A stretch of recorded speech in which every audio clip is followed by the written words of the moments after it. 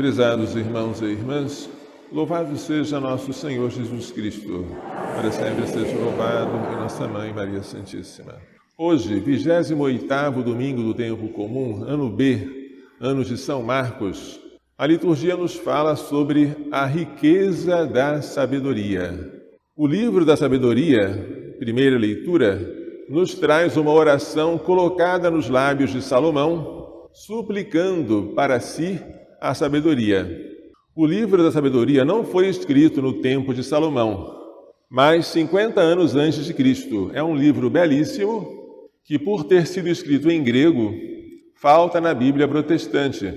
Aqui o autor usa de uma ficção literária, colocando-se no lugar de Salomão e fazendo uma oração que, na sua imaginação, Salomão faria, pedindo a sabedoria.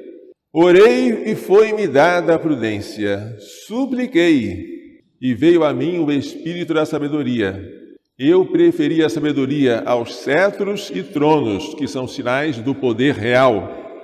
Em comparação com ela, julguei sem valor a riqueza, e Salomão era extremamente rico. A ela não igualei nenhuma pedra preciosa. A seu lado, todo o ouro do mundo é um punhado de areia. A prata é como a lama. Eu a amei mais do que a saúde e mais do que a beleza. Pois o esplendor que da sabedoria se irradia não se apaga. Todos os bens me vieram com ela. Uma riqueza incalculável está em suas mãos.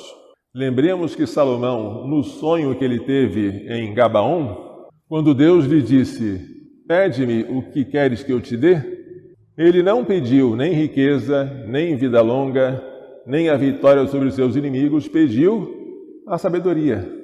E a sabedoria lhe foi dada.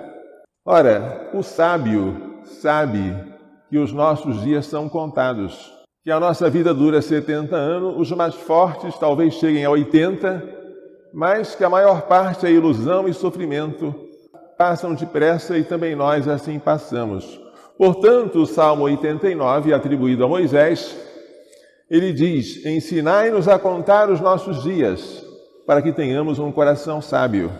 A segunda leitura, tirada da carta aos Hebreus, fala da palavra de Deus como penetrante, capaz de dividir alma e espírito, articulações e medulas, e uma palavra que é juíza.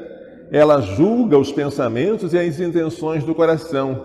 Nada pode ocultar-se diante dela. Tudo está descoberto aos seus olhos. E é a esta palavra que devemos prestar contas. Portanto, muita atenção para escutar a palavra de Deus, para cumprir a palavra de Deus, porque um dia seremos julgados pela palavra de Deus. O Evangelho traz hoje um episódio conhecido como o diálogo de Jesus com um jovem rico. Embora não haja a palavra jovem aqui no texto do Evangelho. Era um homem rico que se prostrou aos pés de Jesus perguntando o que deveria fazer para ganhar a vida eterna. E Jesus responde de maneira muito simples. Tu conheces os mandamentos. E ele dá uma lista incompleta dos 10 mandamentos. E o homem responde, eu já tenho praticado isso desde a minha juventude. Por que então ele perguntou a Jesus? Porque ele sentia que alguma coisa faltava. Não bastava a mera observância material dos mandamentos. Era preciso um espírito de desapego, um jogar fora os pesos inúteis para poder voar. Jesus olhou para ele com amor e disse, uma coisa te falta. Vai, vende todos os teus bens, dá o produto da tua venda para os pobres e terás um tesouro no céu. Depois vem e segue-me. Este jovem foi convidado a deixar tudo para encontrar tudo. Mas o tudo que ele iria deixar era visível, palpável. E o tudo que ele iria encontrar só se poderia ver pela fé. Como ele era muito rico, ele se entristeceu e foi embora. Não teve coragem de seguir o conselho de Jesus, para que ele pudesse entrar na perfeição. E Jesus, entristecido como ele, diz aos discípulos, como é difícil para um rico entrar no reino dos céus. E usa uma imagem que chega até ao absurdo. É mais fácil um camelo passar pelo buraco de uma agulha do que um rico entrar no reino dos céus. Mas eles ficaram espantados, porque a riqueza era considerada no Antigo Testamento sinal da bênção de Deus. Deus abençoou Abraão, que era extremamente rico. Deus abençoou Jó, que era justo, tanto no início como no fim da sua vida, dando-lhe muitos bens. Agora Jesus diz que para os ricos é difícil entrar no reino dos céus. Como é que é isso? É que os bens materiais podem ser, e frequentemente são, ocasião de avareza, de apego desordenado. E é preciso precaver-se contra isto. Os que têm dinheiro devem possuir como se não possuíssem. Com a mesma facilidade com que ganham, eles devem doar. Este relógio é meu ou sou eu que pertenço a esse relógio? É fácil descobrir. Se com a mesma facilidade com que eu ganhei esse relógio, eu sou capaz de dar para outro, então esse relógio é meu. Mas se eu não consigo mais me desfazer dele, então eu é que pertenço ao relógio. Tornei-me escravo dele. E essa escravidão é horrível, porque a avareza é uma idolatria. E os idólatras não herdarão o reino dos céus. Quem poderá ser salvo? Para os homens isto é impossível, disse Jesus, mas para Deus tudo é possível. Então Pedro perguntou: nós não fizemos como este homem. Nós deixamos tudo para te seguir. Pedro estava querendo saber o que ele receberia em troca. E Jesus responde: em verdade vos digo, todo aquele que tiver deixado, a lista é grande, casa, irmãos, irmãs, mãe, pai, filhos, campos, por causa de mim e por causa do Evangelho, receberá 100 vezes mais agora, durante esta vida, casa, irmãos, irmãs, mãe, filhos, campos, juntamente com perseguições, e no mundo futuro a vida eterna. Então é necessário, se nós quisermos ser perfeitos, e quem de nós pode deixar de ser perfeito? Perguntar a nós mesmos o que é que está nos prendendo, o que é que está nos embaraçando na nossa caminhada em direção a Deus. Às vezes pode ser um pecado venial, mas um pecado venial de estimação, que você não quer livrar-se dele.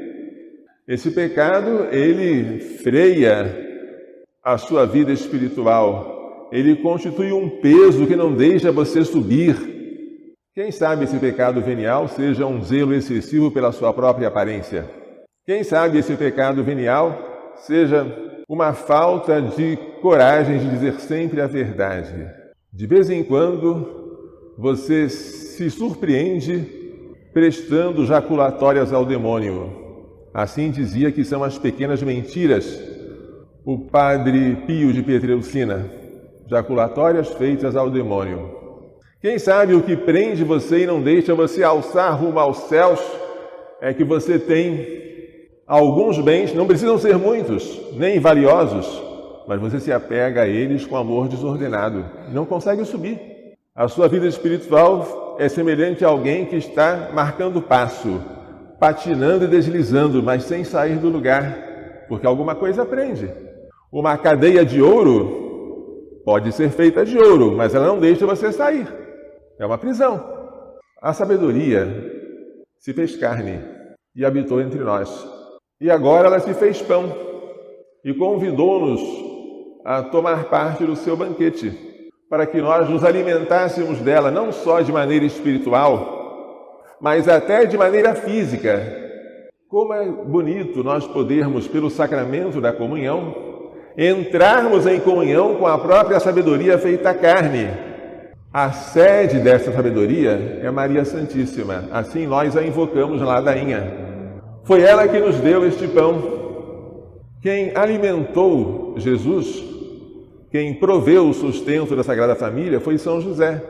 Se os anjos pudessem nos invejar por alguma coisa, eles nos invejariam por nós podermos sofrer, e eles não podem porque não têm corpo, e por nós podermos comungar, eles também não podem comungar. Nós que temos corpo soframos com alegria, para configurarmos as nossas dores às de Cristo crucificado.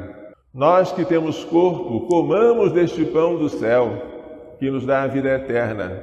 E lembremos bem que os nossos dias estão contados.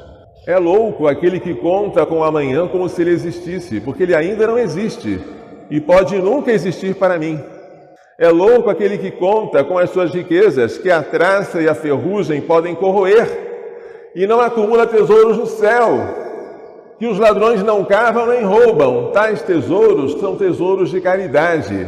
As obras de misericórdia que você faz, nem que seja um copo d'água que você dá a um sedento, não ficarão sem uma recompensa eterna. Peçamos, portanto, a Maria Santíssima, que nós sejamos sábios como ela, que recebamos em nosso coração a sabedoria encarnada que se fez pão, e que as nossas mentes se guiem por esta sabedoria, que prefere a Deus acima de tudo, e que usa das criaturas apenas enquanto elas servem de meios para chegar a Deus. Que ela e seu castíssimo esposo nos façam compreender e praticar as lições desta liturgia. Louvado seja nosso Senhor Jesus Cristo. Sempre seja louvado e nossa Mãe Maria Santíssima.